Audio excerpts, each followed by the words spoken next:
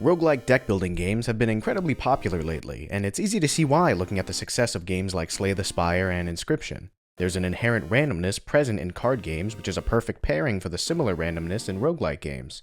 But as the genre gets more and more popular, it becomes more and more difficult to stand out in a space where there's so many good options.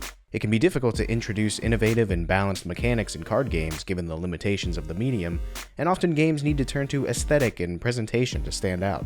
Nitro Kid grabbed my attention with a retrowave and martial arts action movie aesthetic and, after getting my foot in the door, kept me interested with its tactical grid-based battle system and excellent synthwave soundtrack. Nitro Kid is at its core a roguelike deck-building game with grid-based tactical elements. You play as an agent for an organization named Cinder, infiltrating the facility of a corrupt megacorporation called Infinity to rescue kids that are being held captive. While there technically isn't an explicit story being told, there is information and world building sprinkled throughout the game. Random events in your playthroughs give exposition and insight into the facility, and there's a codex that fills with information about enemies as you defeat them across your runs.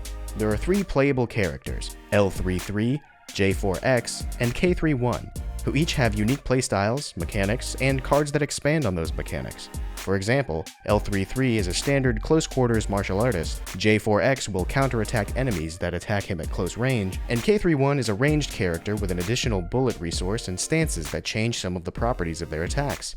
As you complete runs with characters, they also level up and unlock more options for starting patches or special cards to include in your deck, adding further variety and enabling the player to build more powerful combinations earlier in a run.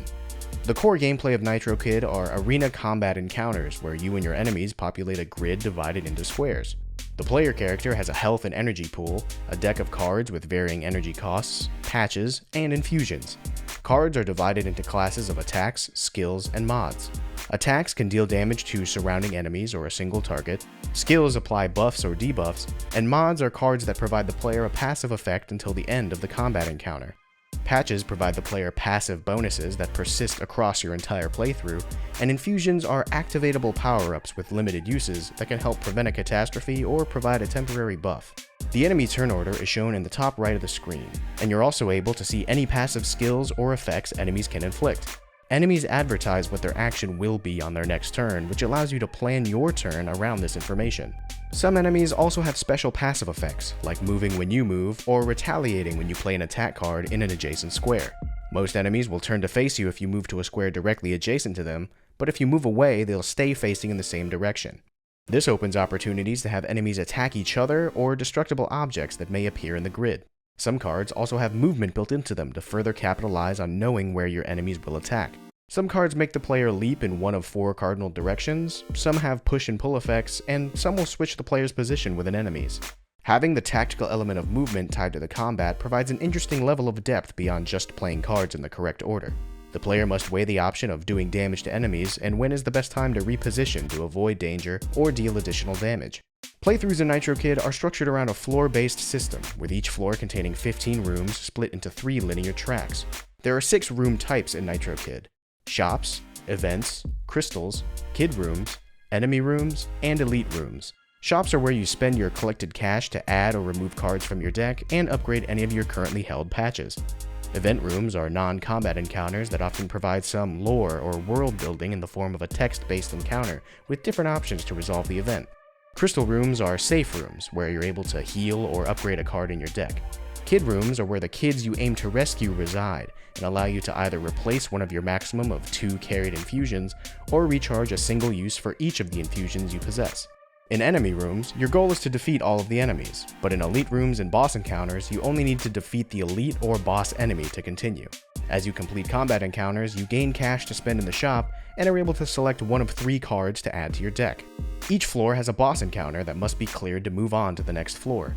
In order to start the boss encounter, you must rescue all the kids on that floor and reach the end of a track that connects to the elevator displayed on the right side of the screen.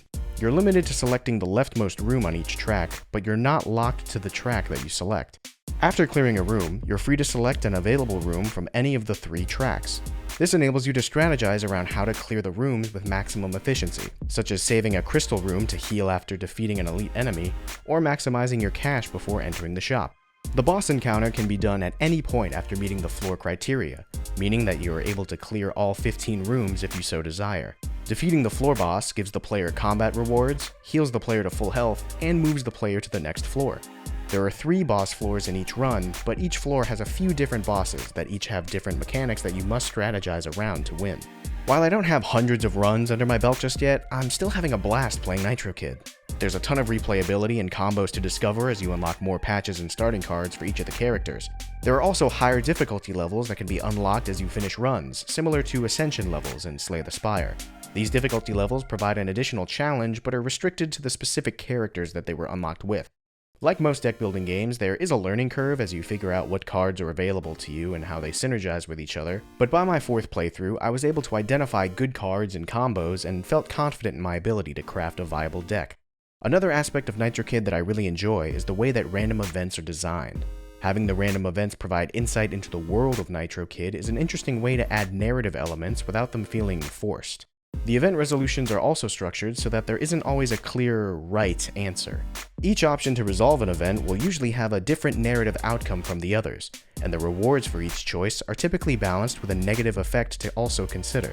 For example, you may have an option to upgrade a card from your deck at the cost of health, or increase your maximum health at the cost of randomly transforming a card in your deck. These factors make the decision-making process more interesting. The player can make a choice based on wanting to discover new information, or to simply focus on what the optimal reward is for their current playthrough. The gameplay in Nitro Kid is well defined and certainly enough to keep me invested, but because there appears to be a story that isn't necessarily front and center, I'm curious if there is a climax. As I uncovered more information, I slowly became more immersed in the world of Nitro Kid, and there can at times appear to be a mysterious overarching story. However, I can also believe that these world-building elements are just added flavor to enhance the experience. Overall, Nitro Kid is a solid deck-building game that certainly will keep you coming back for more. Thanks for watching, take care, and remember, keep having fun.